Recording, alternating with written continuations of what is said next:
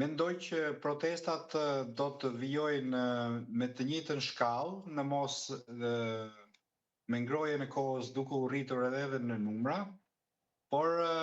mendoj që do të zgjidhen shumë pak nga pikpamja politike, sepse kërkesat maksimale të Partisë Demokratike dhe të opozitës për qeveri teknike dhe tranzitore janë zbehur disi edhe në retorikën e eksponentëve të opozitës dhe janë reduktuar tashmë në kërkimin e tërheqjes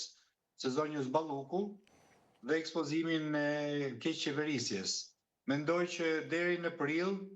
kur do të jetë rizjedhja e zotit Berisha, do të jetë një fushat permanente zotit Berisha, pra për të polarizuar sa më shumë debatin publik, që ai mos ketë rival,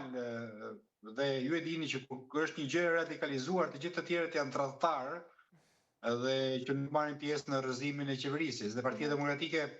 ka krijuar këtë sensin e urgjencës. Do ta arrozojmë sot, do ta arrozojmë nesër, pas nesër